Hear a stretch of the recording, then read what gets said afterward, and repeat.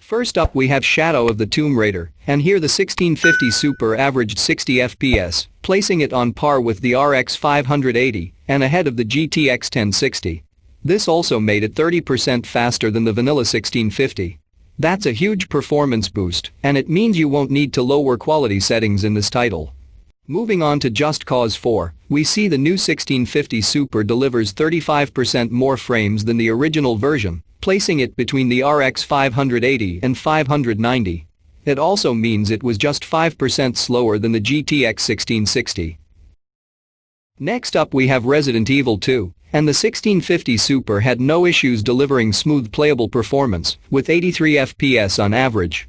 That made it 33% faster than the standard 1650 and 6% faster than the RX 570, though this time it was 12% slower than the GTX 1660. Even with the render scale set to 100%, the 1650 Super had no issue tearing its way through Rainbow Six Siege to deliver 108 FPS on average, making it 35% faster than the 1650 and impressively 10% faster than the RX 580. In fact, it even edged out the RX 590. Next up we have Battlefield 5, this time we see a massive 39% performance improvement when going from the 1650 to the 1650 Super, and this saw the average frame rate increase from just 51 FPS right up to 71 FPS. For what amounts to a pretty small difference in price, the 1650 Super offers a significantly better gaming experience in this title. Next up we have Far Cry New Dawn, whereas the GTX 1650 struggled in Far Cry New Dawn at 1080p, with an average of just 57 FPS and 1% lows below 40 FPS, the 1650 Super has no such issue, pumping out almost 80 FPS on average, making it 37% faster.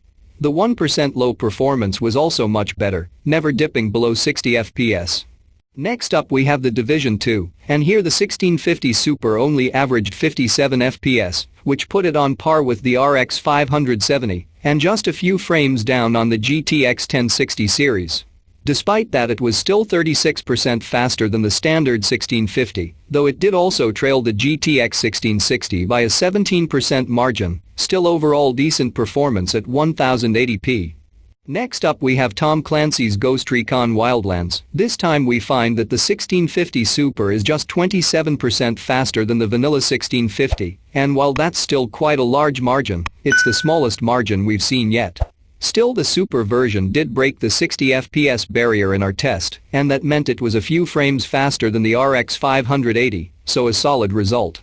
Next up we have Star Wars Battlefront 2. Performance in Star Wars Battlefront 2 is very impressive. Not only is the 1650 Super 41% faster than the GTX 1650, it's also 11% faster than the RX 590 and just 7% slower than the GTX 1660, so a stellar result here.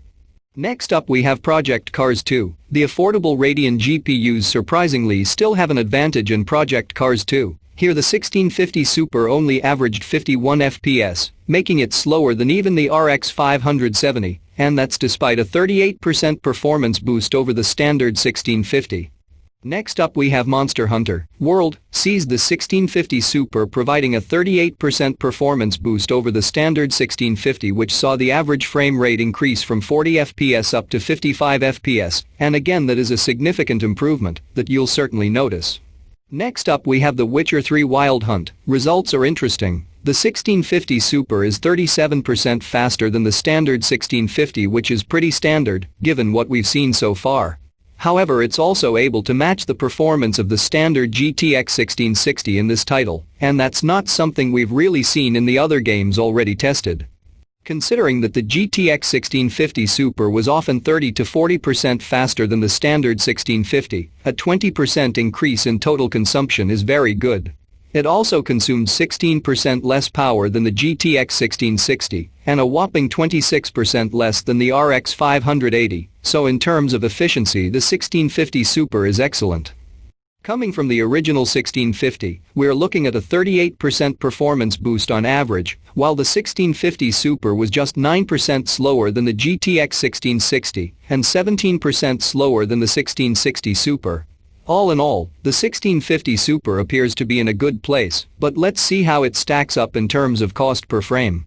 First, please note that Nvidia in their infinite wisdom not only withheld drivers ahead of launch, but also didn't disclose finalized pricing.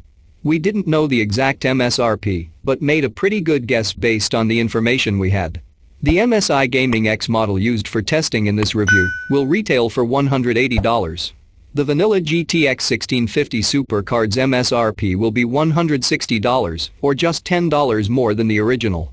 Based on that data, here's our chart for cost per frame.